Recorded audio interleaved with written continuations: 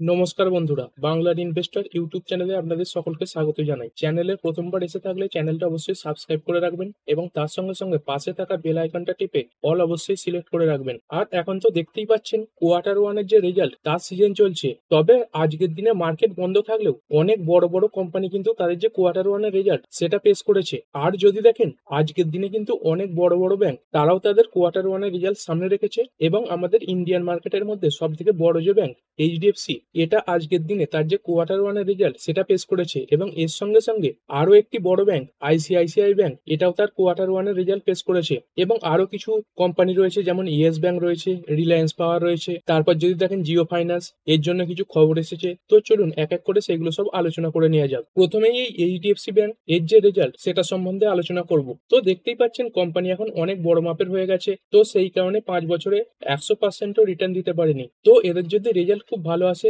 তাহলে এই কোম্পানিগুলো ভালো পারফরমেন্স দিতে পারে এবং যারা এতে ইনভেস্ট করে রেখেছে তাদের কিন্তু এভারেজ যে রিটার্ন সেটা দিতে পারবে। আর দেখুন আপনার পোর্টফোলিওতে এই যে নিফটি ফিফটির কোম্পানিগুলো সেগুলো যদি নাও থাকে তাহলেও কিন্তু তাদের যে রেজাল্ট সেগুলো দেখাটা প্রয়োজন, কারণ তাদের রেজাল্ট দেখে আপনি মোটামুটি একটা আন্দাজ করে নিতে পারবেন যে বাকি কোম্পানিগুলো কিরকম কি রেজাল্ট দেখাতে পারে। এছাড়াও যদি দেখেন এই যে ব্যাংকিং কোম্পানিগুলো রয়েছে এদের রেজাল্ট দেখা তো অত্যন্ত জরুরি, কারণ হিসেবে আগেও অনেকবার বলেছি এই নিফটি ফিফটির মধ্যে সব থেকে বেশি ওয়েটেজ রয়েছে এই ফাইন্যান্সিয়াল সার্ভিসেস। এরই দেখতে পাচ্ছেন 37.41% ওয়েটেজ রয়েছে। আর এরপরে যেগুলো রয়েছে আইটি বলুন, অয়েল গ্যাস বলুন, এদের কিন্তু ফাইন্যান্সিয়াল সার্ভিসেস থেকে অনেক কম। আর যদি নিফটি ফিফটির মধ্যে দেখেন প্রথমেই দেখতে পাচ্ছেন দুটো বড় বড় ব্যাংকই রয়েছে। এই যে এইচডিএফসি ব্যাংক এর যে ওয়েটেজ এটা রয়েছে 13.19% এবং আইসিআইসিআই ব্যাংক এর যে ওয়েটেজ এটা রয়েছে 8.91%। তো বুঝতে পাচ্ছেন এই দুটো কোম্পানি যদি বড় মুভ দেয় তাহলে কিন্তু মার্কেটও সেদিকে মুভ করবে। এবং যদি দেখেন এই যে এইচডিএফসি ব্যাংক এরা কিন্তু শুধুমাত্র তাদের যে ফাইন্যান্সিয়াল রেজাল্ট সেটাই সামনে রাখেনি, এর সঙ্গে সঙ্গে বোনাস এবং ডিভিডেন্ডও দেওয়ার কথা ঘোষণা করেছে। তো চলুন এক এক করে সবগুলো দেখে নিই। প্রথমেই দেখে নিই কি রেশিও অনুযায়ী এই বোনাস আর কত টাকা ডিভিডেন্ড দিতে চলেছে। তো দেখতেই পাচ্ছেন এই এইচডিএফসি ব্যাংক 5 টাকা করে এই যে ইন্টারিম ডিভিডেন্ড সেটা দিতে চলেছে। আর এই জুলাই 25 এই কোম্পানির শেয়ার যদি আপনার পোর্টফোলিওতে থেকে থাকে তাহলে আপনি এই ইন্টারিম ডিভিডেন্ড পেয়ে যাবেন। আর এই যে ইন্টারিম ডিভিডেন্ড তার যে পাওয়ার সময়সীমা সেটাও এই ব্যাংকটা জানিয়ে দিয়েছে।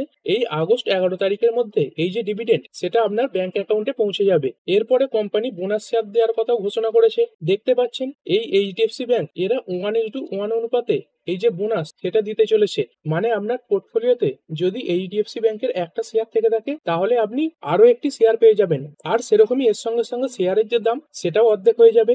আর এই যে বোনাস শেয়ার এটা পাওয়ার জন্য যে রেকর্ড ডেট সেটা দেখতে পাচ্ছেন আগস্টের 27 তারিখ। মানে আগস্টের 27 তারিখে এই শেয়ারটা যদি আপনার পোর্টফোলিওতে থেকে থাকে তাহলে আপনি এই যে বোনাস শেয়ার সেটা পেয়ে যাবেন। এবার কোম্পানির যে স্ট্যান্ডার্ড ফাইন্যান্সিয়াল রেজাল্ট সেটা খুলে নিয়েছি। তো দেখতে পাচ্ছেন প্রতিটা যে ফিগার সেগুলো সব কোটিতে রয়েছে। তো এইখানে যেটুকু পড়ছি শুধু সেটুকুই দেখে নিন, বাকিটা আপনারা সব কোটিতেই ধরে নেবেন। এই যেমন এইটা 83,701 কোটি, এইটাকে শুধু 83 ধরেই পড়বো। তো কোম্পানির টোটাল ইনকাম দেখতে পাচ্ছেন এক বছর আগে ছিল এই 83, এবারে কত হয়েছে 99, এর আগের কোয়ার্টারে কত ছিল 89। মানে এই ডেটাটা ইয়ার অন ইয়ার এবং কোয়ার্টার অন কোয়ার্টার ভালো এসেছে।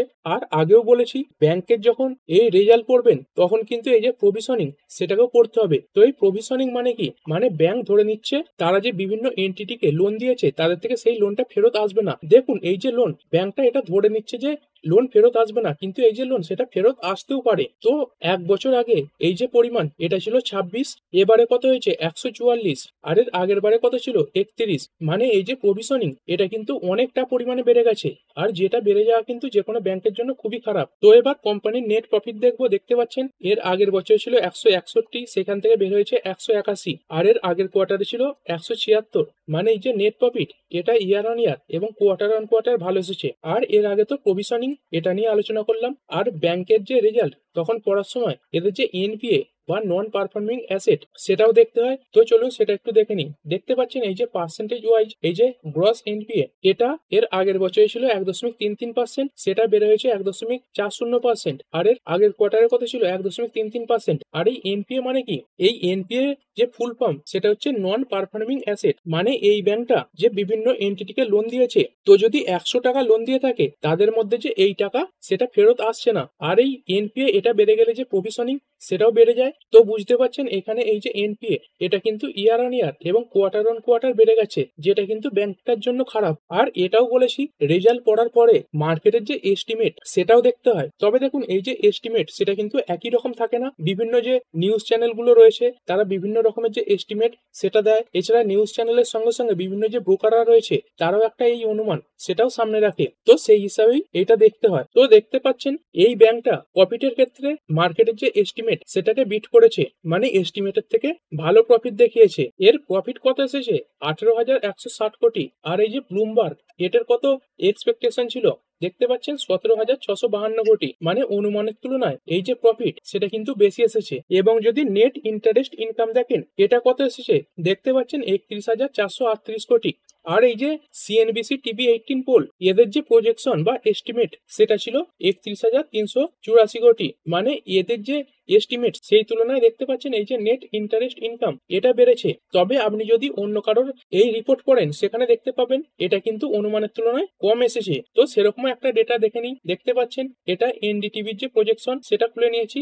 এই যে এইচডিএফসি ব্যাংক এদের যে এনআইআই এর কত এক্সপেকটেশন ছিল? দেখতে পাচ্ছেন 31,910 কোটি। আর অ্যাকচুয়ালি কত এসেছে? 31,438 কোটি। তো দেখতেই পাচ্ছেন বিভিন্ন যে নিউজ চ্যানেল সেই হিসাবে এই যে এস্টিমেট সেটা আলাদা আলাদা হয়ে থাকে। এবং এই এনডিটিভি এদের যে প্রফিটের এস্টিমেট এটা ছিল 17,652 কোটি। আর অ্যাকচুয়ালি কত এসেছে? দেখতে পাচ্ছেন 18,160 কোটি। মানে প্রফিটের দিক থেকে সবারই যে এস্টিমেট সেটার থেকে ভালো রেজাল্ট দেখিয়েছে। এরপরে আইসিআইসিআই ব্যাংক এদের যে কোয়ার্টার ওয়ানের রেজাল্ট সেটা দেখে নেব। এবং যদি দেখেন এই বড় বড় যে পিএসইউ ব্যাংকগুলো রয়েছে যেমন এইচডিএফসি বলুন, তারপর এসবিআই বলুন বা বাকি যে আরো রয়েছে তাদের তুলনায় কিন্তু আইসিআইসিআই ব্যাংক এটা সব থেকে ভালো রিটার্ন তৈরি করে দিয়েছে। এর আগে তো দেখতেই পেলেন এই এইচডিএফসি এরা 5 বছরে 100% রিটার্ন দিতে পারেনি, কিন্তু সেখানে যদি আইসিআইসিআই ব্যাংক এদের রিটার্ন দেখেন দেখতে পাচ্ছেন 5 বছরে এই ব্যাংকটা 303% রিটার্ন তৈরি করে দিয়েছে। আর দেখতেই পাচ্ছেন এটা নিফটি 50 কোম্পানি, সেই তুলনায় কিন্তু অনেকটা ভালো পারফরমেন্স দেখিয়েছে। তো চলুন এর যে রেজাল্ট সেটা খুলে নিয়েছি।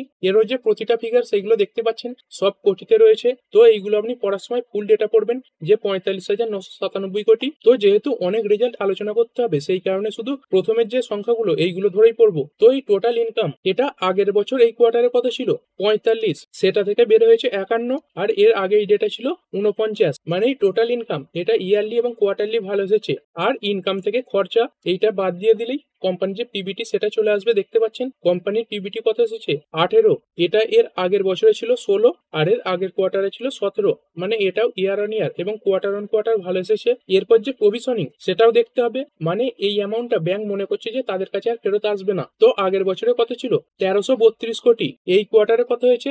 1814 কোটি। আর এর আগের কোয়ার্টারে ছিল 890 কোটি। মানে এই যে প্রভিশনিং এটা কিন্তু ভালো পরিমাণে বেড়েছে। আর এই প্রভিশনিং এর পরে এই যে প্রফিট এটা দেখতে পাচ্ছেন 14, এইখান থেকে বের হয়েছে 16।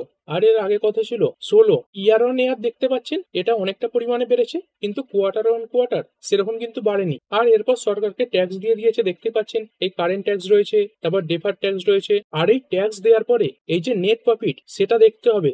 নেট প্রফিট দেখতে পাচ্ছেন এর আগের বছরে ছিল 11, সেটা বেড়ে হয়েছে 12। আর এর আগের কোয়ার্টারেও ছিল 12। মানে নেট প্রফিট এটা কিন্তু অনেকটা পরিমাণে বেড়েছে। এরপরে নন পারফর্মিং অ্যাসেট দেখতে হবে। এইখানে দেখতে পাচ্ছেন অনেকটা পরিমাণে কিন্তু ইমপ্রুভ হয়েছে। এর আগের বছর সেম কোয়ার্টারে ছিল 2.15%, সেখান থেকে কমে হয়েছে 1.67%। আর এর আগের কোয়ার্টারেও ছিল 1.67%। আর এই এনপিএ যত কমবে পরের কোয়ার্টার গুলোতে এই যে প্রভিশনিং সেটাও তত কমবে। তো দেখতেই পাচ্ছেন এইচডিএফসি ব্যাংকের তুলনায় এই আইসিআইসিআই ব্যাংক এরা কিন্তু যথেষ্ট পরিমাণে ভালো রেজাল্ট দেখিয়েছে। এরপরে যে মার্কেটের এস্টিমেট ছিল সেগুলো একটু দেখে নেব। দেখতে পাচ্ছেন এই আইসিআইসিআই ব্যাংক প্রফিটের দিক থেকে মার্কেটের যে এস্টিমেট সেটাকে পূরণ করেছে এবং এদের যে এনআইআই বা নেট ইন্টারেস্ট ইনকাম এটা 11% বৃদ্ধি পেয়েছে। আর এইচডিএফসি ব্যাংকের কত বৃদ্ধি পেয়েছিল?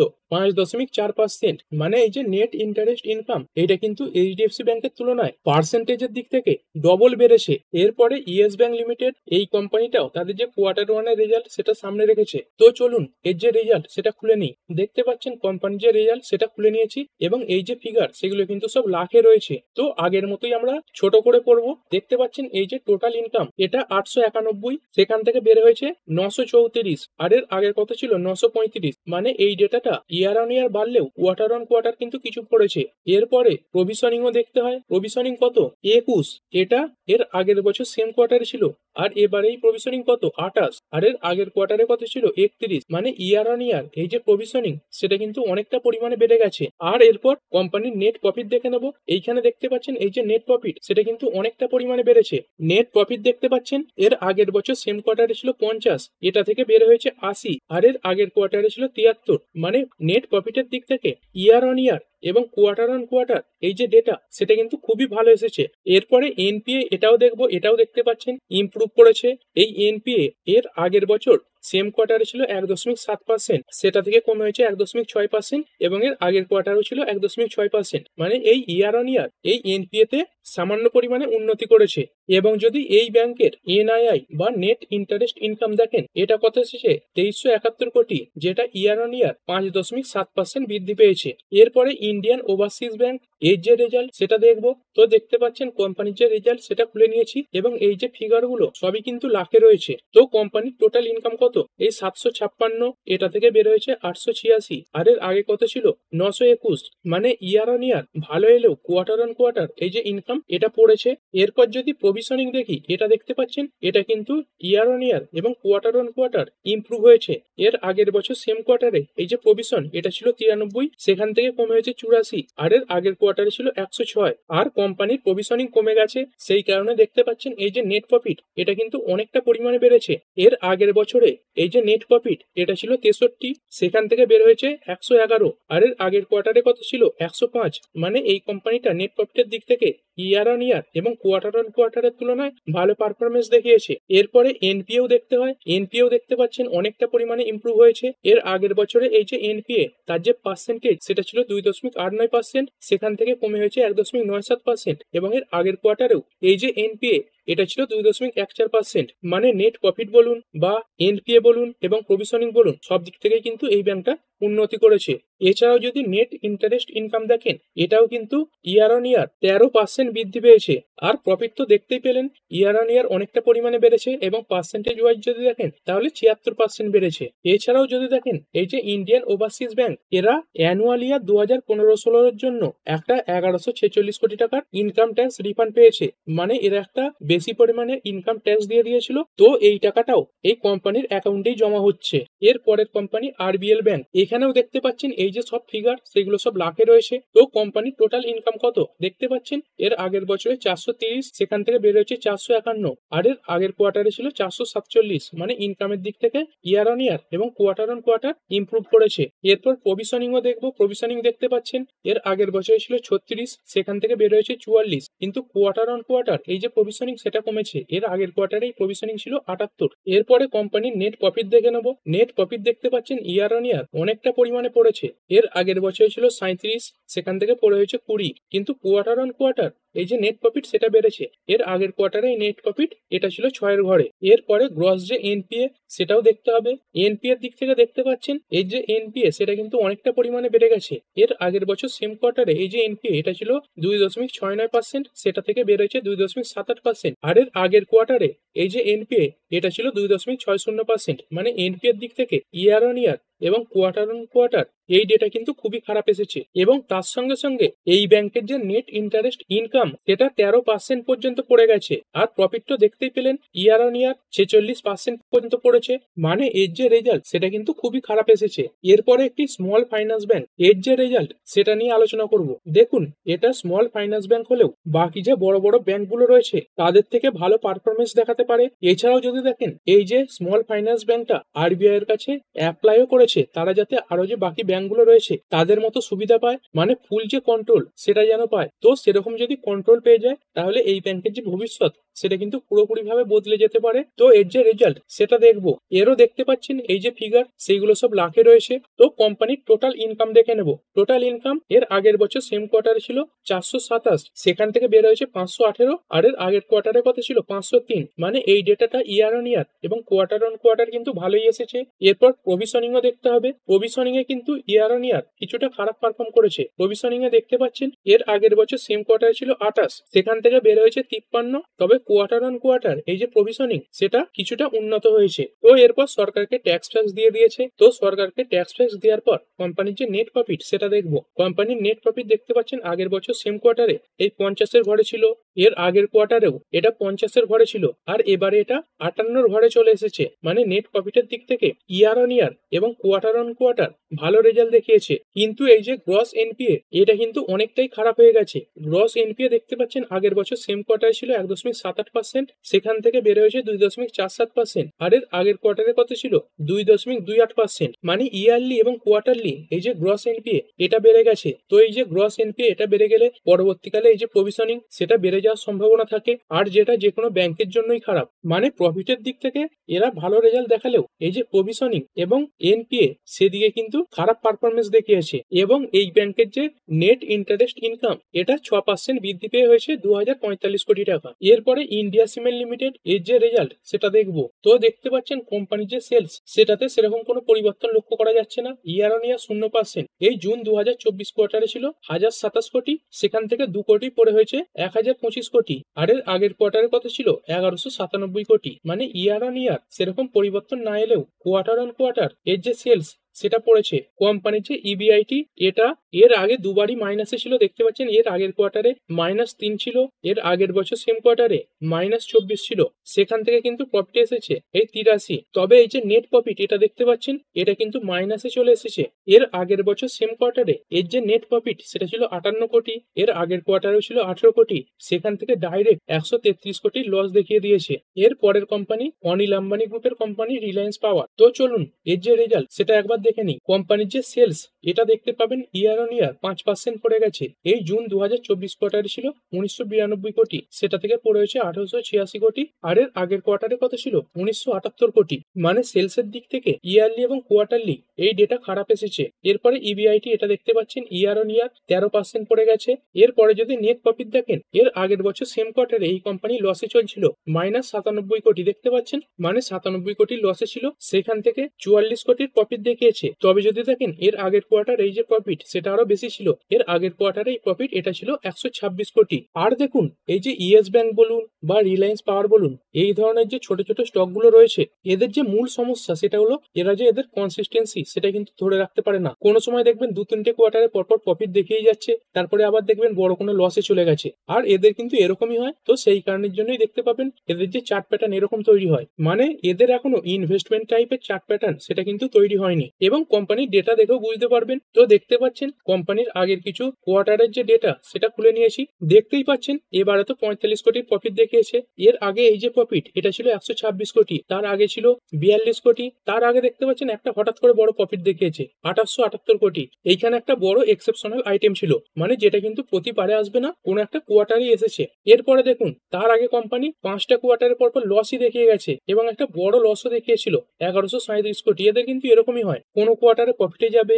কোনো কোয়ার্টারে লসে যাবে। এদের যে পারফরমেন্স সেটাতে কিন্তু এখন কনসিস্টেন্সি নেই। এরপরে কিছু বড় কোম্পানির যে নিউজ সেগুলো দেখে নেব। প্রথমেই যদি দেখি জিও ফাইন্যান্সিয়াল সার্ভিসেস, এই কোম্পানির বিজনেস সংক্রান্ত কিছু নিউজ এসেছে, তো চলুন সেটা দেখে নিই। এখানে দেখতেই পাচ্ছেন Jio financial services limited and Allianz to form 50-50 reinsurance joint venture. মানে এই জিও ফাইন্যান্সিয়াল সার্ভিসেস এরা এই অ্যালায়েন্স এই গ্রুপটার সঙ্গে 50-50 জয়েন্ট ভেঞ্চারে এই যে রি ইন্স্যুরেন্স বিজনেস সেখানে ঢুকতে চলেছে। আর এই রি ইন্স্যুরেন্স বিজনেস কি, দেখুন এটা ইন্স্যুরেন্সেরই বিজনেস, তবে এইখানে যে রিস্ক রেশিও সেটা কিন্তু দুজনের মধ্যে ভাগ হয়ে যায়। মানে ধরুন এই যে জিও ফাইন্যান্সিয়াল সার্ভিস এরা এই যে ইন্স্যুরেন্স সেটা প্রোভাইড করবে, তো যদি 500 টাকার কোনো ইন্স্যুরেন্স হয় সেখানে 250 টাকা এই যে জিও ফাইন্যান্সিয়াল এদের থাকবে, এবং অ্যালায়েন্স এদের থাকবে 250 টাকা। আর প্রফিটও যেমন হাফ হাফ হয়ে যাবে, সেরকম যে রিস্ক সেটাও কিন্তু হাফ হাফ হয়ে যায়। এটাকেই রি ইন্স্যুরেন্স জয়েন্ট ভেঞ্চার বলা হয়। এইখানে যেমন 50-50 রয়েছে, তাই এটা হাফ হাফ ভাগ হলো। এটা কিন্তু বিভিন্ন পার্সেন্টেজে হয়, 30-70 হয়ে থাকে, 40-60 হয়ে থাকে, এরকম হয়ে থাকে। আর কি কারণে এই জয়েন্ট ভেঞ্চার করেছে দেখতেই পাচ্ছেন, এই যে জিও ফাইন্যান্সিয়াল সার্ভিসেস এদের কিন্তু লোকাল যে মার্কেট সেটা সম্বন্ধে জ্ঞান রয়েছে। এই যে রিলায়েন্স এদের রিটেলের বিজনেস রয়েছে, তার সঙ্গে সঙ্গে এই যে ডিজিটাল সার্ভিসেস জিও সিম এর যে বিজনেস সেটা রয়েছে, সেই কারণে মানুষের কাছে যে পৌঁছানোর সুবিধা সেটাও কিন্তু এদের বেশি রয়েছে। এবং যদি অ্যালায়েন্স এদের যদি দেখেন, এদের কিন্তু ভারতীয় মার্কেটে এই যে রি ইন্স্যুরেন্স বিজনেস এদের কিন্তু প্রচন্ড পরিমাণে পরিমাণে স্কিল রয়েছে এবং এক্সপিরিয়েন্সও রয়েছে। আর এই জয়েন্ট ভেঞ্চারের মাধ্যমে এই দুখানা কোম্পানি তাদের যে ইন্স্যুরেন্স বিজনেস সেটাকে বাড়িয়ে নিয়ে যাবে। আর এই অ্যালায়েন্স এর নামটা নিশ্চয়ই আপনাদের শোনা শোনা লাগছে। তো দেখতেই পাচ্ছেন এই যে অ্যালায়েন্স, এটা আগে বাজাজ গ্রুপের সঙ্গে যুক্ত ছিল। তো আপনারা অনেকেই হয়তো এই যে বাজাজ অ্যালায়েন্স এই নামটা শুনে থাকবেন। আগে এই বাজাজ ফিনসার্ভে অ্যালায়েন্সের 26% স্টেক ছিল। তো অ্যালায়েন্স বাজাজ গ্রুপকে তাদের সেই 26% স্টেক বিক্রি করে বেরিয়ে এসেছে এবং বর্তমানে এই জিও ফাইন্যান্সিয়াল এদের সঙ্গে যুক্ত হয়ে ভারতীয় মার্কেটে তাদের যে বিজনেস সেটা চালিয়ে যেতে চাইছে। তো বুঝতেই পাচ্ছেন এই কোম্পানিটা বাজাজের সঙ্গে মিলে ভারতীয় মার্কেটে বহু বছর ধরে তাদের যে এক্সপিরিয়েন্স সেটা বাড়িয়েছে এবং তারপরে এই যে জিও এদের সঙ্গে যুক্ত হয়েছে। মানে এরকমটা নয় যে এই কোম্পানিটা ভারতীয় বাজার সম্পর্কে কিছুই জানে না, এদের কিন্তু বড় এক্সপিরিয়েন্স রয়েছে। এরপরে যদি কথা বলি জেএসডব্লিউ গ্রুপের কোম্পানি জেএসডব্লিউ সিমেন্ট, এরা খুব তাড়াতাড়ি তাদের যে আইপিও সেটা বাজারে নিয়ে আসতে চলেছে এবং রিপোর্টের মাধ্যমে এটা জানা যাচ্ছে যে আগস্ট মাসের প্রথম দিকে এই যে আইপিও সেটা বাজারে চলে আসবে। আর রিপোর্টের মাধ্যমে জানা যাচ্ছে এই আইপিও আসার সময় কোম্পানির যে ভ্যালুয়েশন সেটা প্রায় 20,000 কোটির কাছাকাছি থাকতে পারে এবং এই যে আইপিও তার যে পরিমাণ সেটা থাকবে 4,000 কোটি টাকা। আর এই 4,000 কোটি টাকার মধ্যে 2,000 কোটি টাকা ফ্রেশ ইস্যু থাকবে আর 2,000 কোটি টাকা অফার ফর সেল থাকবে। মানে এই যে অফার ফর সেল এই যে টাকা 2,000 কোটি টাকা এটা কোম্পানির বিজনেসের কাজে লাগবে না, কোম্পানির যারা পুরনো শেয়ার হোল্ডার রয়েছে তাদের পকেটে চলে যাবে।